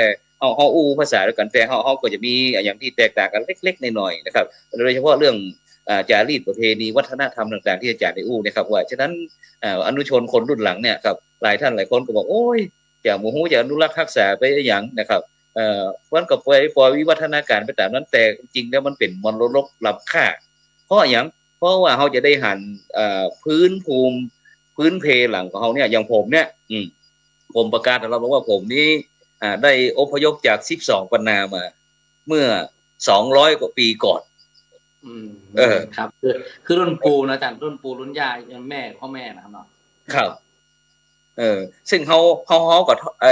สืบทอดกันมาอย่างตระกูลผมนี่จะเป็นตระกูลนักบวชลูกหลานดันเต้านี่จะถ้าเป็นพ่อจาจะต้องบวชหมดบ่ต้องมีใครบอกแต่มันจะแตกต่างกับครอบครัวอื่นนี่บวชก็ได้บ่บวชก็ได้แต่ของเขานี่จะมีจิตใจที่จดจ่อแบบนั้นเลยบอกว่าถึงเวลาแล้วเขามีความเชื่อว่าการบวชเนี้ยทำให้เขาเป็นโอกาสที่เขาจะได้สร้างคุณงามความดีสร้างบุญสร้างกุศลอย่างต่างๆแล้วก็ได้ช่วยเหลือโดยเฉพาะช่วยเหลือคนอื่นได้อย่างเต็มที่นะครับซึ่งผมเมื่อโยมแม่ยังอยู่ผมก็บอกว่าเนี่ยถ้าลูกแม่เนี่ยมีทั้ง7 คน7ปัจจัยเนี่ยผมบอกว่าฉะนั้นก็ถวายไว้พระพุทธศาสนาสักคนหนึ่งซึ่งผมก็เป็นอาสาสมัครไงว่านอกนั้นก็แห่ง6 คนพี่น้องผมก็แล้วแต่อยากจะบวชแล้วก็ซึกไปมีครอบมีครัวก็บ่มีปัญหาอย่างแต่เฮาควรจะถวายไว้กับพระพุทธศาสนาอย่างสักคนหนึ่งจาก7 คน6 คนปล่อยมันไปสืบพันธุ์คืออาจารย์ครับคือแนวคิดของเขาเรียกว่าแนวคิดของบรรพบุรุษของอาเซียนหรือว่าของเนี่ยครับพุทธศาสนาของเฮานี่น่ะเป็นลาวไทยเจียงตุงเจียงฮุ้งเนี่ยคือมีความคิดเลยครับว่าคือสมัยก่อนเนี่ยอย่างน้อยที่สุดต้องมีลูกประมาณ 3-4 คนนะครับเนาะอย่างสมมุติว่าเจียงตุงจะมีอ้ายยี่3ใส่แสงแก้วล่ายอย่างพวกนี้คืออย่างน้อยเนี่ยคือเขามีความเชื่อว่าถ้าเรามีลูกชายแล้วถ้ามันมีมากกว่า2 คนนะอาจารย์นะครับ มากกว่า2 คนขึ้นไปแล้วต้องถวายเพื่อแก่พุทธศาสนา1 คนคือสมัยพุทธนี่คือเขาถือว่าการที่เรามีลูกแล้วเนี่ยเขาได้เอาลูกของเขานั้นตามพุทธศาสนาเนี่ยถือว่าเป็นบุญที่ยิ่งใหญ่มากคือจะได้ก็ได้ถือว่าเป็นคนที่มีลูกชายนี่ถือว่าเป็นความโชคดีครับคือว่าเพราะว่าอย่างลูกชายเป็นความโชคดีเพราะว่าสามารถที่จะมาบวชในพุทธศาสนามาค้ำจุนพุทธศาสนาแม้แต่ว่าตัวเขาเองเนี่ยบ่มีเงินทองมากมายที่จะมาตามบ่มีเวลาที่จะมาถือศีลภาวนาก็ตามแต่ขอให้ลูกจันขอให้ลูกเขานี้ได้เข้ามาบวชนะครับได้เข้ามาบวชยิ่งบวชนานเท่าใดยิ่งดีเท่านั้นถือว่าสุดยอดพุทธศาสนาคือความคิดนี้นะครับก็ยังมีถึงปัจจุบันแม้ว่าปัจจุบันอาจจะมีว่าเขาบวช3 วัน7 วัน1 เดือน15 วันน่ะเข้าพรรษาเนี่ยถือว่าเป็นการสืบทอดอายุพุทธศาสนา7 วัน15 วัน1 เดือน3 เดือนก็ยังมีความคิดนี้อยู่ถ้าเป็นเจ้าเหนือเขาจะบอกเขาเรียกว่าคนซุกคนดิบนะอาจารย์เนาะคือหากว่าถ้าไปเลยบวชหรือว่าตระกูลไหนที่บ่มีลูกผู้ชายนี่ถือว่าโชคร้ายเนี่ยครับแม่จะต้องครับผมครับถือว่าโชคร้ายคือจะได้คือว่าหมายความว่าโอ้ทำไมเขาบ่มีบุญเนาะบ่มีลูกชายเนาะที่จะเอามาสืบทอดพุทธศาสนาเนี่ยคือพระอาจารย์ครับคือในที่นี้มาได้หมายความว่าบ่ได้มีลูกชายแล้วก็ถือว่าเป็นคนคือหมายความว่าคือถ้าเรามีแล้วเนี่ยมันจะดีคือว่าเขาได้ค้ำจุนพุทธศาสนานั่นเองพระอาจารย์ครับครับผมครับซึ่งพระพุทธศาสนาถือว่าเป็นมรดกที่ล้ำค่านะครับที่บรรพบุรุษบรรพชนของเขาได้สืบทอดกันมาก็โดยเฉพาะก็อย่างที่เขาได้อ้วนว่าจะถ้ามีลูกอย่างแม้กระทั่งสมัยครั้งพุทธกาลที่มีพระมหากษัตริย์พระองค์หนึ่งนะครับได้ทำนุบำรุงพุทธศาสนาเป็นอย่างดีนะครับแล้วก็ได้ไปทูลถามพระพุทธเจ้าว่าตอนเนี้ยพระองค์เนี่ยเป็นญาติกับพุทธศาสนาหรือยังนะครับซึ่งพระพุทธเจ้าว่ายังนะครับแม้จะสร้างวัดวาอารามต่างๆนะก็จนจะทำจะใดนะถึงจะได้เป็นญาติกับพระพุทธศาสนาท่านอาจารย์เราฟังสักหน่อยเจ้าโศกมหาราชที่เป็นญาติจะใดที่ได้เผยแพร่พุทธศาสนาหลังจากที่พระเจ้าอโศกมาก่อนนี่ก่อนที่จะเป็นคนที่โหดร้ายเนาะพระอาจารย์เนาะคือแบบได้ครับเหมือนกับเป็นพญาจักรพรรดิเลยครับอาจารย์เพราะว่าสามารถที่จะรวบรวมหัวเมืองต่างๆนั้นเข้ามาเป็นอาณานิคมของตัวเองเข้ามาเป็นเขตปกครองของตัวเองแล้วเนี่ยทีนี้เนี่ยวันหนึ่งไปเจอพระสามเณรนิโครธแล้วก็เปลี่ยนใจจากคนโหดร้ายมากโอ้ยเจอใครก็ฆ่าเจอใครก็นั้นบ้านเมืองไหนที่มันดีแล้วบอกขึ้นต่อพระองค์ก็เผาพระองค์ก็ทำทุกอย่างแล้วจนสุดท้ายแล้วก็คือเกิดความเมตตาจิตขึ้นมาแล้วทำให้พระองค์นั้นเปลี่ยนจากร้ายเป็นดีคือตั้งแต่นั้นมาเนี่ยพระองค์ก็เลยบอกโอ้ของเขานี้ทำลายบ้านเมืองทำลายศาสนสถานไปมากมายเลยนะครับทำจะได้แล้วครับจึงจะเป็นการทดแทนหรือว่าเป็นการชดเชยนะครับอาจารย์ชดเชยสิ่งบาปที่มันทำไปพระองค์ก็เลยถามพระเถระพระอรหันต์ต่างบอกว่าถ้าพระองค์อยากจะทดแทนเนี่ยคือต้องสร้างศาสนสถานเยอะๆเลยครับพระองค์ก็เลยต้องสร้างครับสร้างวัดสร้างเจดีย์สร้างอย่างต่างๆ84,000 องค์4,000 แห่ง 4,000 ชุดก็ได้เซตก็ได้ครับคืออันนี้ที่นี่ไม่ใช่ว่าสมมติวัดหนึ่งมันจะมีวิหารมันจะมีต้นโพนะครับสมัยก่อนเนี่ยวัดของพระเจ้าอโศกเนี่ยมันต้องมี1วิหารต้นโพมีโบสถ์แล้วก็มีหอไตรครับโดยเฉพาะ4อย่างเนี่ยพระอาจารย์ครับ4อย่างนี้มันต้องมีคู่กันจึงจะถือว่าเป็นเซตแล้วก็จะมีอีกอย่างก็คือเสาอโศกพระอาจารย์เสาอโศกมหาราชแล้วทีนี้เนี่ยพระองค์ก็สร้างเลยหมดทีนี้ก็เลยบอกโอ้ตอนนี้เนี่ยฉันถึงเวลาแล้วฉันเนี่ยถือว่าเป็นญาติของพระองค์พุทธศาสนาหรือยังพระพุทธเจ้าก็บอกว่าไม่ใช่ถ้าแค่นี้ยังไม่ถือว่าเป็นศาสนทายาทยังไม่ได้เป็นทายาทของพระพุทธเจ้าที่แท้จริงที่แท้เตอร์เนื้อจะต้องมีลูกชายเอาลูกชายมาบวชมีลูกสาวเอาลูกสาวมาบวชสมัยก่อนนี่ผู้หญิงมันมีภิกษุณีไม่ใช่ครับมีภิกษุณีแม่นครับเพราะฉะนั้นเนี่ยพระองค์ก็บอกว่าลูกของเขาก็ต้องเอาไว้สืบตระกูลเนาะเอาไว้สืบตระกูลที่จะเป็นนาคกษัตริย์ต่อไปแต่บ้านแต่เมืองใครก็มาเจอแล้วก็มันก็คือมีลูกหลายคนนะเพราะว่าเนื่องจากว่าที่ลูกที่แบบเป็นทางการก็มีแบบเป็นทางการก็มีนะก็เลยได้2 คนครับที่จะมาเป็นศาสนทายาทก็คือได้อย่างมหินทะพระมหินเถระนะครับมหินเถระนี่เป็นผู้ชายนะครับแล้วก็มีสังฆมิตาซึ่งเป็นผู้หญิงนะครับ2 คนเนี่ยยังเป็นที่จารึกก็อย่างสมมติว่าหินทะเนี่ยถ้าเราไปศรีลังกาพระอาจารย์เคยไปศรีลังกาเนาะครับ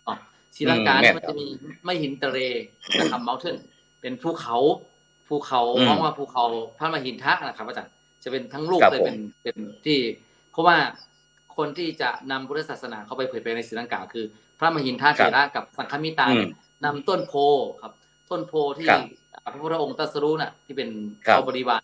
เอาไปไว้ที่ณปัจจุบันก็เขาเรียกว่าเป็นวัดพระศรีมหาโพธิ์เนาะอยู่ที่ศรีลังกานะครับวัดต้นโพศรีลังกาเนี่ยก็ยังมีจนปัจจุบันมาเนี่ยผมว่าอาจารย์ครับอันนี้แหละครับก็บอกว่าถ้าสองคนนี้เข้ามาบวชในพุทธศาสนาแล้วถือว่าได้เป็นศาสนาทายาทที่แท้จริงศาสนาทายาทครับซึ่งโดยเฉพาะนอกจากที่ลูกหลานเราไปบวชแล้วนะครับสิ่งโดยเฉพาะก็นอกจากนั้นก็จะเป็นญาติพี่น้องมิตรแก้วสหายคำพ่อแม่ต่างๆนะครับซึ่งโดยเฉพาะสมัยก่อนนี่ก็การทำมาหากินก็มีความสำคัญนะครับการทำมาหากินของเรื่องปากเรื่องท้องก็สำคัญการที่เขาจะสืบทอดอายุพุทธศาสนาก็มีความสำคัญเพราะว่า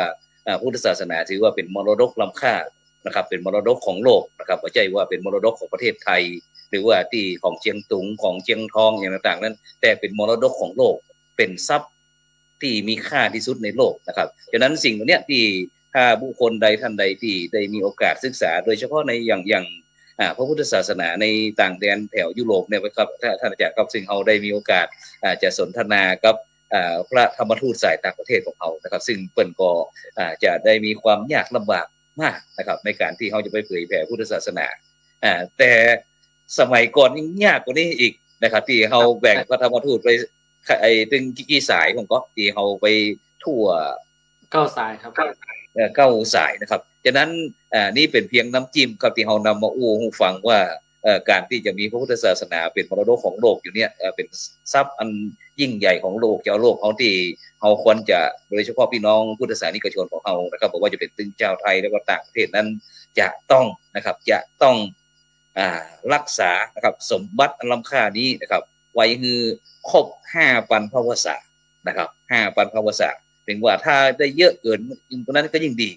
ฉะนั้นโดยเฉพาะเรื่องการที่เขาจะรักษาเนี่ยไม่ใช่ว่าเขาจะรักษาแต่เพียงว่าเขาไว้พระสมาทานศีลตัวอันไม่รู้ว่าเป็นพี่น้องเจ้าพุทธแต่ในทะเบียนบ้านหรือว่าเป็นแต่ในนามตัวอันฉะนั้นเจ้าพุทธของเขานั้นจะต้องรู้จักของดีเอาไปใช้เอาประยุกต์ใช้ในการดำเนินชีวิตของตนเองคือตนเองนั้นมีความสุขแบบที่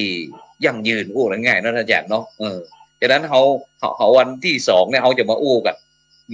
วันที่2เขาจะมาอู้กันจะเปิดประเด็นไว้เปิดประเด็นไว้เพราะว่าวันนั้นโดยเฉพาะในช่วงสามารถติดตามได้ตลอดตั้งแต่กี่โมงก็วันที่2 มิถุนายนตั้งแต่ 19 นาฬิกาครับเป็นต้นไปคือ7 ก็คือ1 ทุ่มเป็นต้นไป1 ทุ่มนี้ก็จะเป็นเกี่ยวกับเรื่องเกินหัวข้อได้ก่อนว่าที่เขาจะสนทนากันเกี่ยวกับเรื่องวันสำคัญทางพุทธศาสนาเขาเนาะครับผมครับก็คือพุทธปัญญานั่นน่ะกับสังคมนะครับแล้วก็มีช่วงที่เรียกว่าเป็นล้ำลึกก็ทำเป็นทีมของเราแล้วก็เป็นช่วงที่ว่าธรรมะนะครับเพื่อการจันลงจิตใจช่วยบรรเทาความทุกข์ในใจเป็นต้นนะครับอาจารย์ครับครับแล้วก็ช่วง2 ทุ่ม2 ทุ่มถึง3 ทุ่มครึ่งชั่วโมงเกินนี้เป็นช่วงที่ผมดำเนินรายการอยู่ซึ่งเขาก็บอกตั้งประเด็นไว้บอกว่าสังคมยุคใหม่ทำพูดคิดอย่างไรดีนะครับซึ่งเขาก็จะคือคณะครูบาอาจารย์ซึ่งก็จะมีหลายรูปว่าจะเป็นท่านอาจารย์เจ้าคุณพระศรีราชสมาจารย์ดีนะครับหลวงพ่อรองเจ้าคณะจังหวัดนครราชสีมานะครับหลวงพ่อพระครูพิสิทธิ์ประชานาถนะครับหลวงพ่อดร.แดงนะครับรองเจ้าคณะอำเภออัมพวานักวัดอินทารามนะครับเทพเจ้าลุ่มน้ำอย่างก็แล้วก็ท่านอาจารย์พระครูโพธิวีรคุณนะครับเจ้าคณะอำเภอปทุมราชจังหวัด101ท่านอาจารย์พระครูโสพลปริยสุธีนะครับรองศาสตราจารย์ดร.นะครับรองอธิการบดีมหาวิทยาลัยมหาจุฬาลงกรณราชวิทยาลัยวิเขตพะเยาท่านอาจารย์พระมหาจิตรการอภิปุญโญนะครับหลวงพ่อเจ้าคณะอำเภอปูซางนะครับท่านอาจารย์พระครูสุจินนันทกิจพร้อมถึงพระอาจารย์สาธิตท่านอาจารย์พระครูอภิวัฒนวิกรมนะครับพร้อมถึงท่านอาจารย์มหาบุญ เยอะมากๆนะครับซึ่งวันนั้นเรามีเวลาแค่ชั่วโมงเกินผมว่าเขาจะได้อู้กันขี้กำนะครับแต่ก็จะหมุนเวียนเปลี่ยนกันไปนะครับท่านอาจารย์เนาะหมุนเวียนเปลี่ยนไปเพื่อที่จะร่วมกันเฉลิมฉลองแล้วก็วันนั้นท่านหลังจากที่ไปถึง3 ทุ่มครึ่งแล้วก็จะมีรายการจะได้พ้องกันอาจารย์ครับครับผมช่วงที่3รายการก็คือมีหลากหลายมากครับคือรายการที่จะครูบาอาจารย์ที่จะมาพบมาปะครับญาติโยมที่เป็นแฟนครับธรรมะเป็นทีมของเรานะครับก็มีตั้งแต่ครูบาอาจารย์ที่เป็นพระสงฆ์องค์เนรแล้วก็เป็นฆราวาสนะครับที่เคยมาเวียนมาแล้วก็มาคือกำลังใจแล้วก็มาพบมาคุยกันครับว่าทำยังไงในการจะช่วยกันเผยแพร่พระศาสนาด้วยกันครับคือฐานะเราเป็นคนนึงเนี่ยเป็นชาวพุทธเนี่ยครับเราต้องช่วยกันรักษาช่วยกันป้องกันนะครับช่วยกันทนุบำรุงครับอาจารย์เพราะว่าปัจจุบันเนี่ยครับเราจะเห็นว่าคือพระสงฆ์เราเนี่ยคนก็รู้สึกว่านับวันก็จะหมดความน่าเชื่อถือของจัดญาติโยมคืออันนี้คือสำคัญที่สุดก็คือว่าเขาต้องถือพระธรรมเป็นใหญ่อย่าไปยึดในบุคคลอาจารย์ครับเพราะว่าถ้าหากว่ายึดในบุคคลเขาก็บอกได้แล้วว่าคนนี้ครูบาอาจารย์ของเขารูปนี้อย่างเงี้ยคือในอนาคตเป็นจะได้อย่างที่ว่าเราเคยผ่านมาข่าวเนี่ยตั้งแต่สมัยก่อนจนถึงปัจจุบันในพระอาจารย์เนาะว่าคือถ้าเราไปยึดใครคนใดคนหนึ่งนี่เรียกว่าหากว่าเปลี่ยนเกิดว่าวิถีชีวิตของเขาเปลี่ยนไปเขามีกำลังใจมันถอยตกครับมันถอยร่นเข้าไปเพราะฉะนั้นคือว่าถ้าหากว่าเขาว่าพุทธศาสนานั้นมันไม่ใช่อยู่ที่บุริไผ่คนใดคนหนึ่งมันจะเป็นภิกษุรูปนั้นรูปนี้มันจะเป็นเอาบาสกคนนั้นคนนี้เอาบาสกแต่ว่าเอาทุกคนมีหน้าที่เหมือนกันเนี่ยเขาจะเอาพระธรรมเป็นใหญ่พระธรรมมันใหญ่เป็นใหญ่ครับฉะนั้นนี่ก็เราก็เลยมาฮ้องน้ำจิ้มคือบรรดาท่านผู้ฟังว่าที่สิ่งที่กำลังจะเกิดขึ้นนะครับในจ้องธรรมะเป็นทีมทีวีออนไลน์นะครับที่กลุ่มพระสงฆ์อุบาสกอุบาสิกานะครับตั้งพระธรรมทูตสายต่างประเทศแล้วก็พระธรรมทูตในประเทศของเรานะครับทั่วประเทศไทยนะครับแล้วก็ทั่วโลกเนี่ยนะครับได้มารวมกันเพื่อที่จะเป็นแสดงถึงทำงานกันเป็นทีมนะครับเป้าหมายของเขาก็คือเพื่อที่จะบำบัดทุกข์บำรุงสุขนะครับในทุกรูปแบบนะครับที่จะทำให้พี่น้องพุทธศาสนิกชนนะครับทั่วโลกนะครับได้ฟังสิ่งละอันพันละน้อยแล้วก็ท่านอยู่ที่มุมไหนของโลกนะครับเขาก็จะตัวยไปนะครับขอให้ท่านไว้ใจกับช่องธรรมะเป็นทีมของทุกอันนะครับแล้วก็ถ้ามีโอกาสก็จะสนับสนุนก็ได้นะครับก็ได้อยู่นะครับแล้วก็โดยเฉพาะในวันที่2นะครับมิถุนายน2566นะครับช่องธรรมะเป็นทีมเอาครบรอบ3 ปีนะครับย่างเข้าปีที่4นะครับซึ่งก็จะมีการธรรมะทอล์กตั้งแต่เวลา19 นาฬิกาเนาะ1 ทุ่มต้นไปนะครับซึ่งก็วันนั้นก็อาจจะมีการไลฟ์สดจากวัดพระสิงห์วรมหาวิหารก็ได้ครับเพราะว่า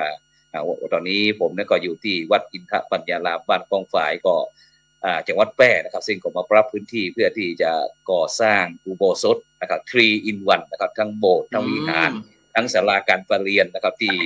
พระเดชพระคุณหลวงปู่พระพรหมมงคลหลวงปู่ทองสิริมังคโลนั้นได้วางศิลาฤกษ์แล้วก็ได้นำกฐินปฐมกฐินมาทอดครับที่วัดอินทปัญญารามที่ผมได้สร้างไว้ครับเปิดในวัดตัวนะครับฉะนั้นครับผมครับก็ตามกำหนดการวันที่2นี่ก็คือว่าช่วงเวลา1 ทุ่มถึง2 ทุ่มเนี่ยจะเป็นสังเวชนียสถานตามรอยพระพุทธศาสนานะครับแล้วก็ช่วงที่2นี่จะเป็นโลกยุคใหม่ทำพูดคิดอย่างไรดีช่วงที่3ก็จะเป็นธรรมะเดลิเวอรี่นะครับชูใจสู่สังคมนะครับวันนี้ก็เป็น3 ช่วงใหญ่ๆครับที่เราจะครูบาอาจารย์จะมาพูดคุยกันเขาจะครับผมครับฉะนั้นก็ในค่ำคืนนี้ก็เวลาหมดเวลาเงียงพอเวลาแล้วนะครับหมดเวลาแล้วก็ขอบคุณนะครับอนุโมทนากับทุกท่านครับอาจารย์เจ้าคุณพระวินัยสาครนะครับนี่ก็เจ้าคณะจังหวัดอุตรดิตถ์นะครับจังหวัดพระนครศรีอยุธยานะครับท่านกำลังฟังสถานีวิทยุกระจายเสียงพระพุทธศาสนา FM 104.5 เมกะเฮิรตซ์ทำในโลกาพยาธิเยี่ยมประโยชน์รับโดยทุกคนครับพวกนี้ก็ติดตามกันไหมครับตัวนี้ก็ขอบคุณท่านอาจารย์พระมหาวิทยาลัยยันทาวีดรนะครับเจ้าอาวาสวัดคำนะครับจากเขมรนครวันนี้เป็นวันพระขอเรียนเชิญพุทธศาสนิกชนทุกท่านมากลั่นจิตให้ใสกลั่นใจให้เป็นบุญด้วยการให้ทานรักษาศีลและเจริญจิตภาวนาน้อมจิตให้เข้าถึงพระรัตนตรัยจากบรรดาท่านผู้ฟังไปก่อนครับขอกราบขอบคุณครับสาธุ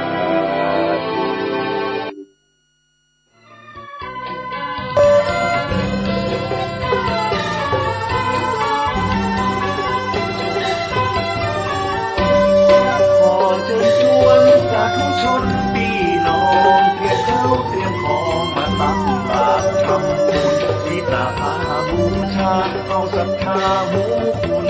ตักบาตรทำบุญถวายเป็นพุทธบูชาสัปดาห์วิสาขบูชาโลก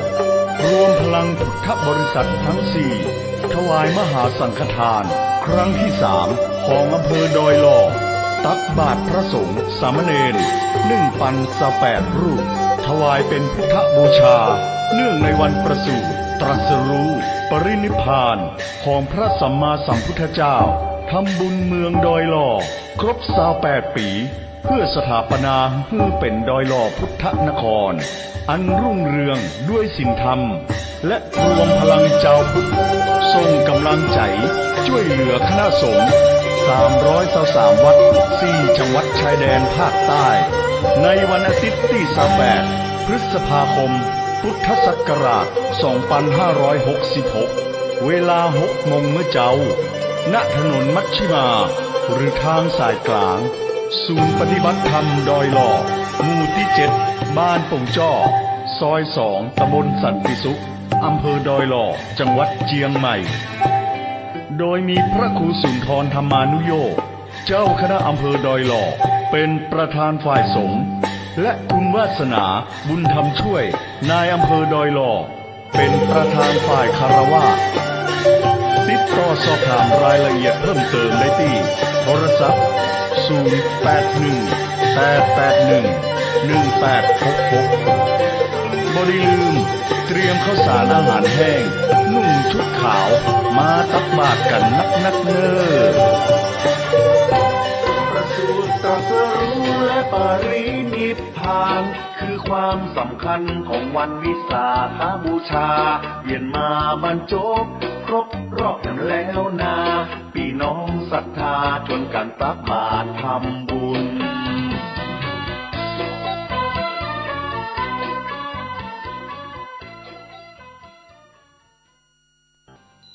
มูลนิธิครูบาศรีวิชัยจังหวัดเชียงใหม่ขอเชิญชวนชายไทยผู้มีจิตเลื่อมใสในพระพุทธศาสนาและมีความศรัทธาในปฏิปทาและบารมีธรรมของครูบาเจ้าศรีวิชัยจำนวน9 คนที่มีคุณสมบัติคือมีอายุ20 ปีบริบูรณ์ขึ้นไปและบ่เกิน45 ปีบ่เคยอุปสมบทเป็นพระภิกษุมาก่อนบ่มีประวัติด้านอาชญากรรมบ่มีรอยสักบนร่างกายสามารถเข้าฝึกท่องจำคำขออุปสมบทได้ตามนัดหมายเพื่อเข้าอุปสมบทเนื่องในวันคล้ายวันถือกำเนิดของครูบาเจ้าศรีวิชัยตั้งแต่วันอาทิตย์ที่11ถึงวันจันทร์ที่19มิถุนายนพุทธศักราช2566ชื่อรุ่นเทิดธรรมาธิปไตยณพัทธสีมาวัดพระสิงห์วรมหาวิหารแล้วไปเข้ารับการฝึกปฏิบัติวิปัสสนากรรมฐานณวัดร่ำเปิงตะโปธารามพระอารามหลวงโดยบ่ต้องเสียค่าใช้จ่ายใดๆแต่สามารถร่วมบริจาคสมทบได้ตามจิตศรัทธาติดต่อสอบถามรายละเอียดและสมัครโดยตรงได้ที่นายพยูนมีทองคำประธานกรรมการมูลนิธิครูบาศรีวิชัยโทรศัพท์0897007939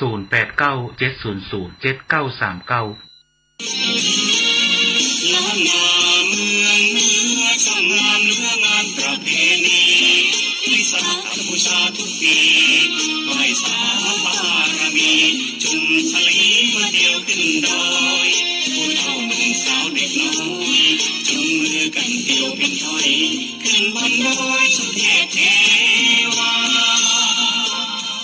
วัดพระธาตุดอยสุเทพราชวรวิหารขอเชิญชวนพุทธศาสนิกชนผู้ใจบุญร่วมงานไหว้สาบารมีพระบรมธาตุดอยสุเทพถวายน้ำสงฆ์พระราชทานเนื่องในวันวิสาขบูชาวันอัฐมีบูชาตั้งแต่วันที่28 พฤษภาคมจนถึงวันที่11 มิถุนายน 2566ขอเชิญชวนร่วมเป็นเจ้าภาพถวายจตุปัจจัยทายทานแด่พระภิกษุสงฆ์สามเณรผ้าไตรจีวร300 ไตรหนังสือพระไตรปิฎก300 เล่มหม้อน้ำมนต์ล้านนา300 ชุดทุนการศึกษาสามเณร500 รูปท ท่านผู้มีจิตศรัทธาสนใจร่วมทำบุญติดต่อได้ที่สำนักงานวัดพระธาตุดอยสุเทพธนาคารกรุงไทยเลขที่บัญชี 549-026-7720 หรือติดต่อสอบถามได้ที่พระครูปริยัติเจติยานุรักษ์ 061-998-1978 พระครูธรรมธรวัชรินทร์ 090-028-6609 พระครูสิริเจติยานุกูล 089-853-8031 หรือติดต่อได้ที่นานวุฒิชาติคำปันห้องส่งวัดอินทขินสะดือเมือง 086-671-3446 ได้ตั้งแต่บัดนี้เป็นต้นไปภูมิใจในประเพณี600 กว่าปีที่เที่ยวขึ้นดอยการประชาสัมพันธ์1 ลาย 1 แชร์ 1 โอกาสทางการศึกษาโรงเรียนวิสุทธิวิทยากรวัดปิยวาสวิหารพระรามหลวงสังกัดสำนักบริหารงานคณะกรรมการส่งเสริมการศึกษาเอกชนกระทรวงศึกษาธิการรับสมัครนักเรียนใหม่ปีการศึกษาใหม่เรียนฟรีตลอดปีการศึกษาไม่เสียค่าใช้จ่ายในการเรียนตามโครงการเรียนฟรี15 ปีพร้อมรับทุนการศึกษาพร้อมโควต้าเรียนต่อมหาวิทยาลัยและวิทยาลัยของรัฐตามที่ต้องการคุณสมบัติเป็นนักเรียนชายและสามเณร1 จบการศึกษาประถมศึกษาปีที่ 6 รับ50 รูปคน 2 จบการศึกษามัธยมศึกษาปีที่ 3 รับ50 รูปคนสนใจติดต่อได้ตั้งแต่บัดนี้เป็นต้นไปโรงเรียนวิสุทธิวิทยากรหลักสูตรการเรียนการสอนมีศักดิ์และสิทธิเท่าเทียมสถาบันการศึกษาของรัฐบาลทุกประการติดต่อสอบถามรายละเอียดเพิ่มเติมได้ที่พระครูวิบูลย์ปริยัติยากรผู้อำนวยการเลขที่39ถนนพหลโยธินตำบลหัวเวียงอำเภอเมืองลำปางจังหวัดลำปางรหัสไปรษณีย์52000ติดต่อโทรศัพท์054217526เบอร์โทรศัพท์054217526ได้ในวันเวลาราชการในองค์สมเด็จพระสัมมาสัมพุทธเจ้าขอกราบถวายความเคารพครูบาอาจารย์ทุกตนขอเชิญร่วมทำบุญสร้างกระเบื้องดินเผาธรรมชาติบันไดพญานาควัดโบสถ์ชัยมงคลตำบลมะเขือแจ้อำเภอเมืองจังหวัดลำพูนแผ่นละ50 บาทตารางเมตรละ500 บาทร่วมทำบุญได้ที่ธนาคารกสิกรไทยหมายเลขบัญชี 110-333-5287 ชื่อบัญชีวัดโบสถ์ติดต่อสอบถาม 092-565-4536 หรือสอบถามทางไลน์ ID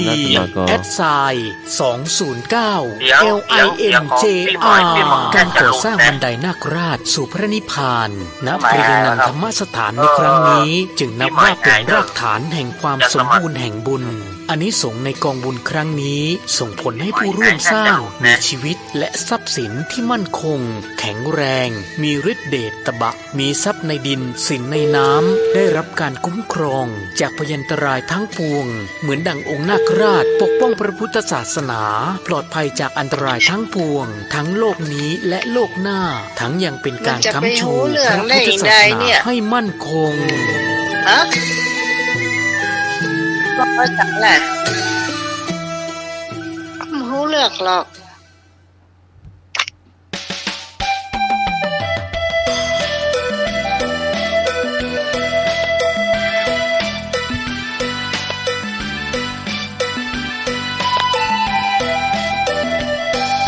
สถานีวิทยุสสวส่งเสียงเรื่องโน้ดังพอประมาณ FM 104.5 กลางวันFM 104.5 กลางวันขอเชิญทุกท่านฟังรายการดีอันวัดป่าหินอำเภอเมืองเชียงใหม่รุ่งเรืองพุ่งเฟื่องแสงสีเป็นวิทยุเพื่อประเพณีเป็นวิทยุเพื่อประเพณีศึกษาวิถีพุทธศาสตร์และศิลป์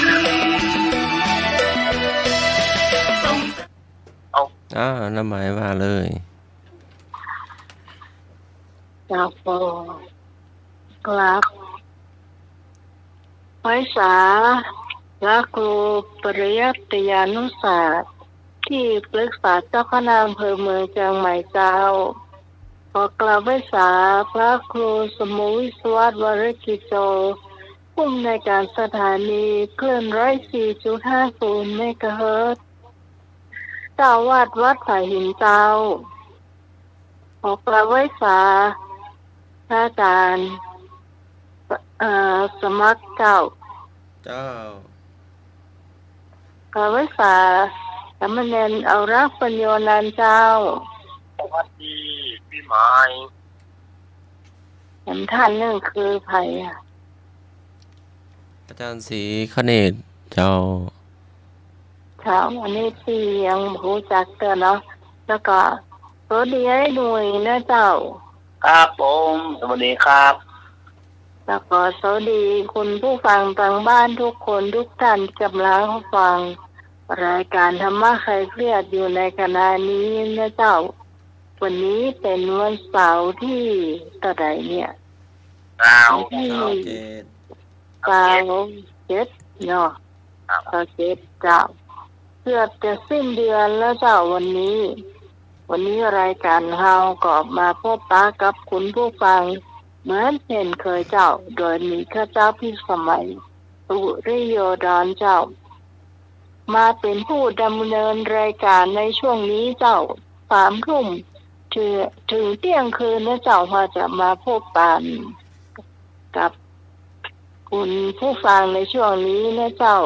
ตอนนี้อาจารย์สมัครเจ้ารออยู่ที่สถานีอยู่แล้วนะเจ้านิมนต์เจ้า10 นิ้วอัญชลีวันทาอธิวาทนอบน้อมก้มกราบแด่องค์สมเด็จพระสัมมาสัมพุทธเจ้าพระพุทธพระธรรมพระสงฆ์แก้วประเสริฐสูงสุดขอกราบถวายความเคารพพระมหาเถรานุเถระก็ครูบาอาจารย์ทุกรูปด้วยความเคารพอย่างสูงมีประจำพระครูสมุวิศวรวรกิจโจผู้อำนวยการสถานีพุทธศาสนาและเจ้าวาดวัดฝ่ายหินแล้วก็รัชการพระอาจารย์นิพนธ์พระอาจารย์ศรีคเนศนมัสการครับครับผมแล้วก็นมัสการอาจารย์สำเนียงอารักษ์ครับผมนมัสการครับผมครับผมแล้วก็น้าหมายตัวเนื้อหัวหน้าธรรมะคลายเครียดยมพิสมัยเจ้าลุงหนุ่ยตัวเนื้อครับผมนมัสการครับเจ้าแล้วท่านผู้ฟังหากบ้านที่สดับรับฟังในคืนพระพุทธศาสนา FM 104.50ขอเจริญพรเจ้าต่อไปเป็นสำเร็จเอารักเจ้าขอกราบนอบน้อมอย่างอุ่นพระตีตาไรรัตนาผ่านแพ้วพระเกี้ยวเจ้าต่างสามประการไม่มีพระพุทธพระธรรมพระสงฆ์อันเป็นสารณะที่เปิ่งของหมู่เฮาทั้งหลายขอกราบไหว้สาบุญญาบารมีธรรมท่านอาจารย์ท่านพระครูสมุวิศวรวรกิจโจผู้อำนวยการสถานีวิทยุคลื่นพระพุทธศาสนาการศึกษาและวัฒนธรรมเจ้าอาวาสวัดฝ่ายหินคลื่นความถี่ 104.50 เมกะเฮิรตซ์พร้อมไปด้วยพระสงฆ์องค์เนนเจ้าจุตนจุองค์ด้วยความเคารพอย่างสูงสุดยิ่งครับผมนมัสการท่านอาจารย์สมัครยานสีโลผู้ช่วยเจ้าวาดวัดฝ่ายหินด้วยความเคารพอย่างสูงสุดยิ่งครับผมครับผมนมัสการพระคุณเจ้าด้วยนะครับผมเชิญพรก็เป็นอาจารย์สมณี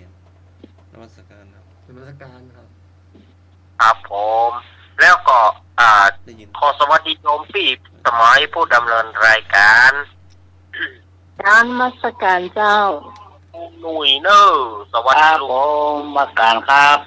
แล้วก็ขอเจริญพรคณะสัตยาญาติโยมศรัทธาสาธุชนคนดีเฮาทุกท่านวันนี้รายการธรรมะคลายเครียดก็ปิกมาปะศรัทธาญาติโยมเหมือนเช่นเคย3 ทุ่มโดยประมาณถึงเที่ยงคืนทีมงานธรรมะคลายเครียดก็มีโยมพี่พิสมัยสุริโยดรหัวหน้าทีมแล้วก็ท่านอาจารย์สมัครยานสีโล ตัวอาตมาภาพสามเณรรักปัญโยนันท์วัดสันเหมืองตำบลหนองร่องอำเภอเวียงหนองร่องจังหวัดลำพูนลุงหนุ่ยสว่างเมฆแล้วก็งานทุกท่านที่ได้มาร่วมกันจะรายการธรรมะคลายเครียดประจำวันเสาร์ที่27 พฤษภาคมพุทธศักราช 2566 เดือนเก้าเหนือเดือน7ใต้ออกมานี่8 ค่ำวันนี้เป็นวันพระวันศีลวันธรรมสวรรค์ทุกท่านก็คงจะได้ไปทำบุญตักบาตรกันเนาะในวันนี้ตอนกลางคืนเราก็มาฟังน้ำฟังธรรมสาระต่างๆ สาระบันเทิงสาระธรรมต่างๆเขาก็เอามาเล่าสถานญาติโยมได้ฟังกันได้มีส่วนร่วมสนุกสนานกันเอาละเพื่อบ่ให้เป็นการเสียเวลาอาตมาภาพก็เชิญลุงหนุ่ยเนอะส่วนตัวอาตมาภาพจะไปธุระแป๊บหนึ่งได้จับมอนิเตอร์โทรศัพท์วันเนี้ยเปิดโทรศัพท์ละวันนี้อาตมามีธุระบางประการก็เลยจะขอเชิญลุงหนุ่ยได้ปะกับคุณผู้ฟังเนาะครับขอนอบน้อมครับพระถึงละผู้เถระทุกทุกองค์ครับผมลุงเนรน้อยนะครับทั่วทุกตนโอนะครับครับการพระครูสมุวิศวะนะครับการข้ออาจารย์สมัครครับผมจ้าลุงหนุ่ยพระอาจารย์มาอันนี้ใหม่นะครับครับอาจารย์ของเราครับอาจารย์นิพนธ์สวัสดีพี่พิสมัยครับผมสุริโยดรจ้าสวัสดีเจ้าหัวหน้าทีมงานธรรมะคลายเครียดครับผมครับขอสวัสดีธรรมะเป็นธรรมะคลายเครียดทุกท่านนะครับผมครับวันนี้ก็เป็นวันตะดีวันศีลนะครับเนาะตรงกับวันเสาร์เราไปวัดไปวามาละมาแรงเอามานั่งแค่หัวด้วยกันนะครับเนาะครับนี่วันเสาร์มันก็มองอ้อมเนาะครับอ้อมก็มาแค่หัวด้วยกันนะครับครับผมสวัสดีครับเห็นรูปหนึ่งนะเจ้าแนะนำตัวได้เนาะแนะนำตัวครับอาจารย์ศรีคเนศอาจจะมาพระศรีคเนศทักทายทุกท่านยังบ่ออกเจ้าว่าดังๆเสียงบ่ออกไม่ค่อยไม่ได้ยินเสียงก็เร่งสุดแล้วนะ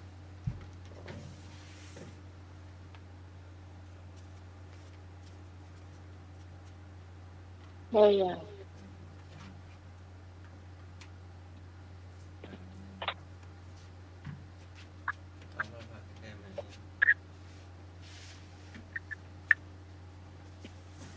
ยังเพิ่นบ่ออกเลยเจริญพรอาตมาพระศรีคเนศตอนนี้เสียงใช้ได้แล้ว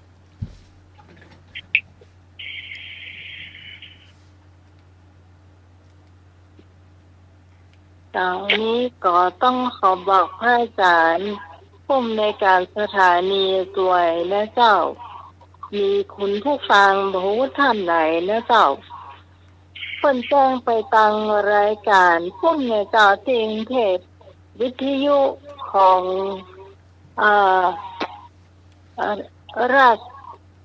รัฐสภานะเจ้าตอน 6 โมงถึง 7 โมงของคุณเกรียงไกรแล้วก็คุณอนันต์จันทร์ศรีนะเจ้าเพิ่นบอกว่าสถานีวิทยุของพุทธศาสนาและวัฒนธรรมของจังหวัดเชียงใหม่เนี่ยเสียงบ่ดีเลยอันนี้คงแม่นแล้วเจ้านี่ข้าเจ้าฟังดูแล้วก็มันแม่นเลยอันนี้ก็ต้องถามไม่หน่วยดูว่าแม่นก็แม่กับเจ้าหน่วยเจ้าครับเสียงมันซ่านะเจ้าเสียงมันลำโพงแตกมันบาใสเนาะอันนี้ก็ต้องเอาไว้ให้พระอาจารย์รับปรุงนะเจ้าอันนี้ขนาดเขาถ้าจะฟังพ่อหมอฟังพ่องนะอันนี้เป็นจะไปตังกรุงเทพฯนะเจ้าพระเจ้าก็ฟังอยู่พอดีก็เลยหูนะเจ้า เจ้าช่วงนี้เราจะมาทายปัญหาเพลงก่อนในเจ้าช่วงนี้053-226-058เจ้า053-810-4069เจ้าฟังหมายเลขไปกันเนอร์คุณผู้ฟังเจ้าทายเพลงไหนได้ก็โทรเข้ามานะเจ้าคือพระอาจารย์น่าจะไปสวดมนต์เนาะพระอาจารย์พระครูน่าจะไปสวดมนต์ให้โยมไม่อยู่เปิดเองหรือว่าจะเอาอย่างอื่นไปก่อนเปิดเองจะสมัครจ้างไปใช่ไหม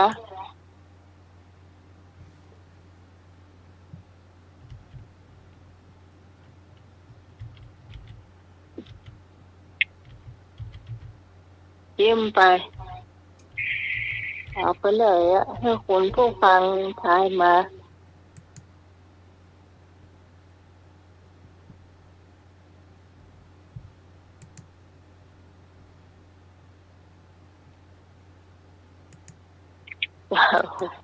วันนี้คนควบคุมเสียงอันนี้เป็นการสมัครได้เข้าคนที่พิมพ์เพลงขึ้นมาคุณผู้ฟังรอฟังหน่อยนะเจ้า